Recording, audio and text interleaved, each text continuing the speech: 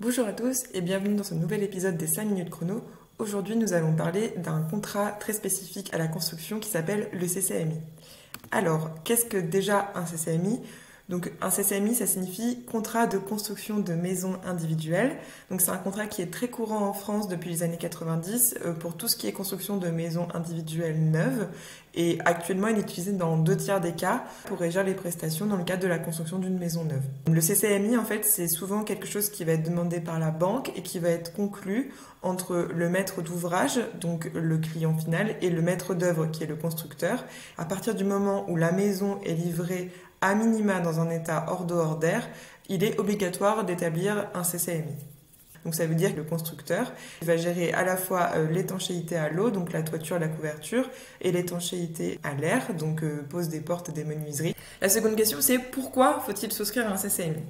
En fait, un CCMI, c'est un contrat qui est très avantageux, notamment pour le maître d'ouvrage, donc le client final, parce qu'il va être très protecteur et va lui apporter beaucoup de garanties. C'est aussi un contrat qui est souvent demandé par la banque en cas de prêt immobilier, parce que pour elle, c'est une garantie que le projet sera effectivement livré et que quoi qu'il arrive, même en cas d'abandon du chantier, même en cas de défaillance du constructeur ou que sais-je, en fait, elle pourra récupérer soit son argent, soit être sûre que la construction soit terminée, puisque c'est la construction en fait qui lui garantit le remboursement du prêt en cas de pépin. Par ailleurs, il y a aussi des conditions suspensives qui sont assez protectrices, puisque ce sont elles qui vont permettre d'annuler le projet si certaines conditions ne sont pas réunies. Donc, les conditions, par exemple, ça peut être la non-obtention du permis de construire, l'impossibilité d'acheter le terrain, le fait que le prêt n'est pas accordé. Dans tous ces cas-là, en fait, le CCMI prévoit que le client soit remboursé des sommes qu'il a pu verser et que le projet soit tout simplement annulé sans conséquences financières. Enfin, c'est un contrat qui, en fait, par les dispositions légales qu'il met en place, impose au constructeur de terminer la maison, entre guillemets, quoi qu'il arrive, à un coût convenu, ou alors, dans le cas de défaillance, une assurance prend le relais pour faire en sorte que la maison soit construite quoi qu'il arrive et donc que le client soit sûr d'obtenir au final exactement ce pour quoi il a payé. La troisième question, c'est quels sont les éléments définis dans le CCMI ? Donc le CCMI, de manière légale, doit définir plusieurs choses.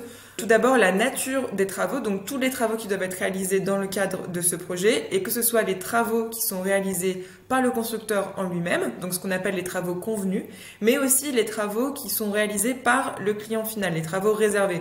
Si par exemple, vous voulez faire vous-même les peintures ou les sols, et tout ça doit apparaître dans le CCMI à un prix convenu, c'est-à-dire que c'est l'enveloppe globale du projet qui est présentée à la banque. Il y a aussi le délai qui est prévu pour réaliser tous ces travaux et le constructeur s'engage à réaliser les travaux dans le délai convenu, la date de début de chantier et le coût global des travaux comme je le disais. Et enfin, à cela s'ajoute ce qu'on appelle un échéancier. Donc c'est un calendrier en fait de paiement, de déblocage des fonds qui va être suivi par la banque, qui va pouvoir verser un certain pourcentage du montant final au moment où certaines étapes seront validées, par exemple la réalisation des fondations, le hors d'eau hors d'air, la plomberie, électricité, etc. Donc il y a vraiment des étapes qui sont extrêmement bien définies. La quatrième question, c'est quelles sont les obligations du constructeur. Donc j'en parlais un petit peu avant, mais déjà il y a une obligation, ce qu'on appelle la garantie de livraison à prix et délai convenu.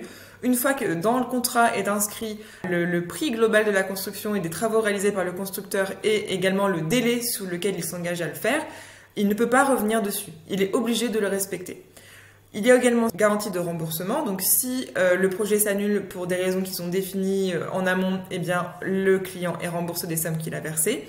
Et par ailleurs, s'il y a la moindre modification sur le projet initial, eh ben, on est obligé de faire un avenant, comme ça le contrat est à jour. Alors un CCMI n'est pas obligatoire en soi, d'autres contrats existent en fonction du type de projet que vous voulez réaliser, notamment par exemple les contrats d'architecte ou les contrats de maîtrise d'œuvre.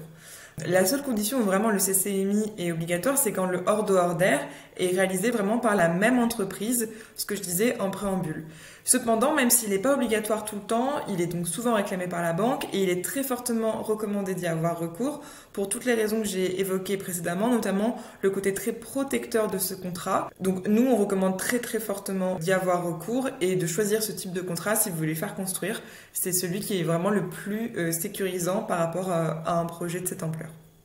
Voilà, j'espère que cette vidéo vous aura plu. N'hésitez pas à regarder les autres vidéos des 5 minutes chrono qui traitent de différents sujets autour de la construction. Et vous pouvez aller aussi sur notre site et sur notre blog où vous trouverez encore plus de contenu